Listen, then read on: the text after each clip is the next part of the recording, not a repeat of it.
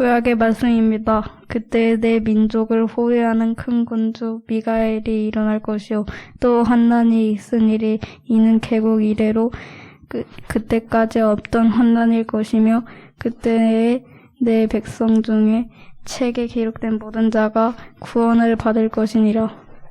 땅의 티끌 가운데에서 자는 자 중에서 많은 사람들이 깨어나 영생을 받는 자도 있겠고 수치를 당하여서 영원히 부끄러움을 당할 자도 있을 것이며 지혜 있는 자는 궁창의 빛과 같이 빛날 것이요 많은 사람들을 옳은 대로 돌아오게 한 자는 별과 같이 영원토록 빛나니라.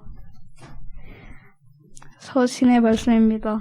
제사장마다 매일 서서 섬기며 자주 같은 제사를 드릴 때 이 제사는 언제나 죄를 없게 하지 못하거니와 오직 그리스도는 죄를 위하여 한 영원한 제사를 드리시고 하나님 우편에 앉으사 그 후 자기 원수들을 자기 발등상이 되게 하실 때까지 기다리시나니 그가 거룩하게 된 자들을 한 번의 제사로 영원히 온전하게 하셨느니라. 그러므로 형제들아 우리가 예수의 피를 힘입어 성소에 들어갈 담력을 얻었나니 그 길은 우리를 위하여 휘장 가운데로 열어놓으신 새로운 길 살 길이요 휘장은 곧 그의 육체니라. 또 하나님의 집 다스리는 큰 제사장이 계심에 우리가 마음의 뿌림을 받아 약한 양심으로 벗어나고 몸과 맑은 물로 씻음을 받았으니 참 마음과 온전한 믿음으로 하나님께 나아가자. 또 약속하신 이는 미쁘시니 우리가 믿는 도리의 소망을 움직이지 말며 굳게 잡고 서로 돌아보아 사랑과 선행을 격려하여 모이기를 폐하는 어떤 사람들의 습관과 같이 하지 말고 더욱 권하여 그날이 가까움을 볼수록 더 그리하자. 복음의 말씀입니다. 예수께서 성전에서 나가실 때에 제자 중 하나가 이르되 선생님이여 보고서 이 돌들이 어떠하며 이 건물들이 어떠하니까. 예수께서 이르시되 내가 이 큰 건물을 보느냐. 돌 하나도 돌 위에 남지 않고 다 무너뜨려지리라 하시니라. 예수님께서 감람산에서 성전을 마주 대하여 앉으셨을 때 베드로와 야고보와 요한과 안드레가 조용히 묻되 우리에게 이르소서 어느 때에 이런 일이 있겠사오며 이 모든 일이 이루어지려 할 때 무슨 징조가 있사오니이까. 예수께서 이르시되 너희가 사람의 미혹을 받지 않도록 주의하라. 많은 사람이 내 이름으로 와서 이르되 내가 그러하여 많은 사람을 미혹하리라. 난리와 난리의 소문을 들을 때에 두려워하지 말라. 이런 일이 있어야 하되 아직 끝은 아니니라. 민족이 민족을 나라가 나라를 대적하여 일어나셨고 곳곳에 지진이 있으시며 기근이 있으니리. 이는 대난의 시작이 아니니라. 다 함께 설교전 기도를 합니다. 말씀 앞에 하나 된 우리들은 하나님의 자녀로서 한 마음으로 하나님께 예배드리오니 말씀으로 여기에 임재하셔서 부끄러운 사연으로 가득한 우리의 마음을 정결하게 하여 주사 온전한 정신과 믿음으로 바른 말씀을 분별할 수 있게 해주십시오. 예수 그리스도의 이름으로 기도드립니다. 아멘.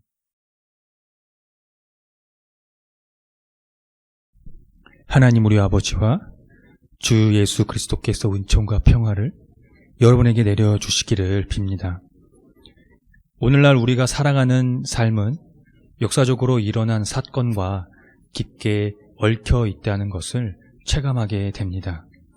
역사적 사건들이 반복되고 그 과정에 점점 더 깊이 들어가게 되면서 인간을 지배하는 숙명과 같은 힘들에 의해 무력하게 좌우되며 간다는 사실을 예전의 세대보다 더 심각하게 느끼며 살아가고 있습니다.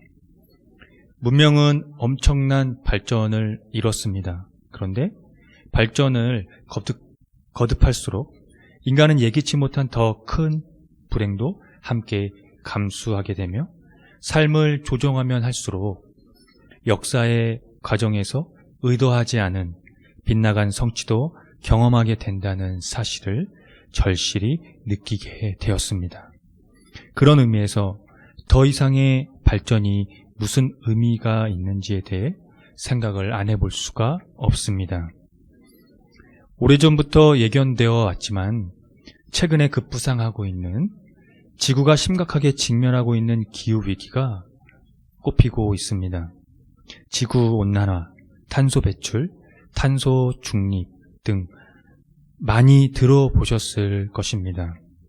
화석 연료와 가축에게서 배출되는 대기 중에 급증하고 있는 이산화탄소는 기온 상승을 촉발하면서 세계 곳곳에 이상기후를 일으키고 있습니다. 이로 인해 가뭄, 홍수, 폭염, 혹한 등의 영향으로 천문학적인 피해가 발생하고 있습니다. 이 상태로 지구 평균 기온이 1도만 더 상승해도 남북극의 빙하들이 녹아 해수면이 상승된다면 끔찍한 일이 벌어질 것이라고 전문가들은 입을 모으고 있습니다. 마치 그들이 말하는 것들이 지구의 종말을 예견하는 듯 합니다. 기독교 세계 안에서 종말은 무겁고 또 무섭고 두려운 주제로 자리하고 있습니다. 그 이유는 사이비 이단에서 공포와 불안을 조성하는 시한부 종말론을 내걸었기 때문이고, 시대적으로 이 주제 자체가 전반적으로 불안과 공포를 조성해 왔기 때문입니다. 사실 지구의 종말이라는 말 자체가 불안과 호기심을 유발하기는 하지요. 그런데 성서에서 말하는 종말은 공포와 불안이 아닙니다. 원래 종말론은 처음부터 교회의 선포였고 그리스도인의 실존이었으며 온 교회의 성격을 지배했습니다. 즉, 종말은 전적으로 기독교 믿음의 매체라는 의미입니다. 기독교 신앙의 근거이며 시작이라는 것입니다. 그런 의미에서 학자들은 이 종말에 대한 경각심 또는 각성에 대해 말을 합니다. 하나님의 궁극적 통치의 약속, 죽은 자의 부활, 공의로운 심판, 새 하늘과 새 땅의 희망적인 세계의 도래지만 그 안에는 종말과 완성이 자리하기 때문입니다. 위에서 언급한 기후위기도 이와 비슷합니다. 모두가 경각심을 가져야 한다는 것이지요. 전 세계에서 나라마다 정책과 또 기업과 개인이 대처하는 행동으로 인해 지구온난화의 가속화를 막아야 한다는 것입니다. 오늘 종말론에 대해 언급을 한 이유는 본문 말씀이 묵시문학적으로 종말을 말하고 있기 때문입니다. 다니엘서는 그때라고 표현을 했고 히브리서는 그날이 가까움이라고 표현을 했으며 마가복음에서는 재난의 시작이라고 표현을 했습니다. 각 본문에서 이런 표현들은 저마다 처한 자리가 있습니다. 다니엘서는 유배로부터 구원받을 기대함을 가지고 있었고 히브리서는 유대교적인 제2행위에서 예수 그리스도의 이례적 죽음의 의미를 해명해야 했습니다. 마가복음은 하나님 나라를 위해 부름받은 사람에게 주신 권고에 가깝습니다. 간단히 설명하면 다음과 같습니다.